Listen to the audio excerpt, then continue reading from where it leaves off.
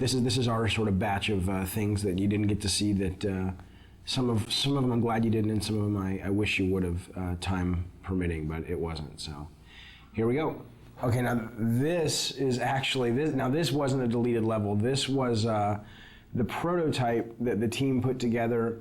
I don't even know what the date on this is, but 3 years ago, and it was really just to get the basic mechanics, not even tuned or anything, but you could run, you could swim, you could swing, and if you look at this level a little bit, you'll see we certainly didn't reuse any of the main art, but you'll see kind of like that shot there is sort of the precursor to some of the shots we have in the game, the rope swinging mechanic, and a lot of this, so you'll recognize if you've played the game and remembered the game, you'll recognize some of the level when you pull into Athens at first. This bottom section is based on that.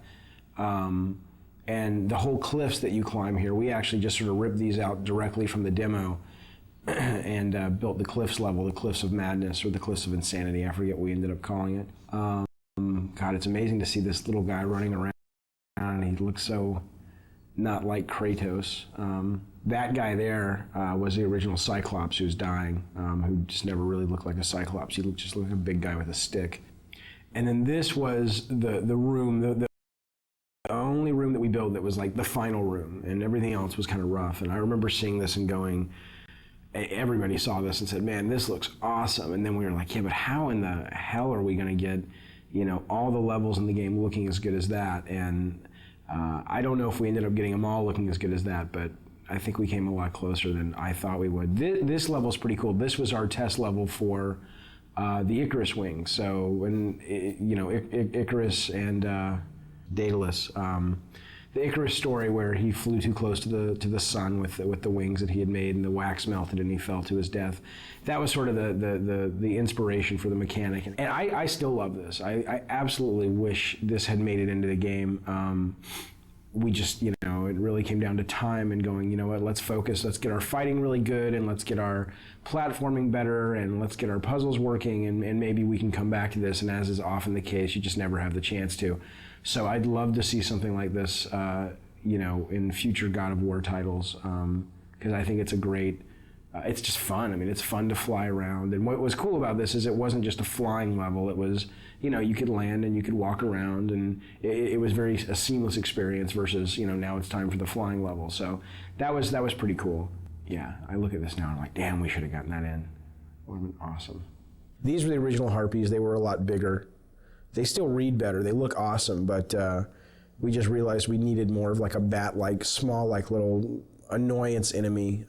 These guys played like the skeletons, basically, flying versions of the skeletons, and there just wasn't much of a difference in gameplay, so we ended up kind of shrinking them down and making them bats. And this was what we called the Mounting the Titan level, which is Kratos, the giant titan in the desert. And sadly, right now, the only way you get on the Titan is through a movie. And originally, this was how it was going to be. You see this big thing, it's like a big watermelon in the background. That's actually Kratos. And Tobin, the designer, he's got him kind of moving towards the player. And those things that are falling are like mountains that are crumbling and stuff. So it's kind of like Kratos is rushing towards the player, crawling, and you're trying to run ahead of him in these platforming sections, so that you can ultimately jump onto the structure that's on his back, and that'll lead you up to the temple. And I still love that idea. I really, really wish we could have done it. And it was just, we showed this to the tech guys, and we showed it to the artists, and they were just like, dude, that's going to take forever. This was the original boss. There was a boss that originally, look at that, that's awesome, that originally guarded Pandora's box. And again, we just didn't have time. And I know it's lame that that's the one thing I regret about the Pandora design, is that there are no bosses that guard the box. You have the Minotaur boss down below, and then we've got this conveyor belt section, and that's kind of it. And we just ran out of time. This was originally pretty cool. It was, you had this moving platform up above, you had this giant kind of harpy vulture in the center that was guarding the box. And she had these eggs scattered all around the level. And in order to sort of entice her to fly around, you'd have to go find her eggs and break the eggs. And you'd kind of take the little baby birds inside, and you'd kind of carry them around and use them as bait. And again, not only was it kind of a cool mechanic because you were slower as you carried these things around, but also I think it really helped with the character of Kratos. I mean, here he is, cracking open eggs and ripping out little infant birds and using them for his own desires, and really pissing off this mama bird. I thought was pretty cool. So here's just another quick idea. These are just almost like little sketches for levels, where you have a big open environment and then you've got the walls come down and it becomes a maze, and you either do something and the walls come back up, or it's on a timer. I mean, we did tons of these things, where I'd have an idea or a designer would have an idea and it was like, try something like this. So this level is actually a level that we went so far as that we showed the press, we got it in magazines, and this was really a hard cut for us to make, and especially for me to make.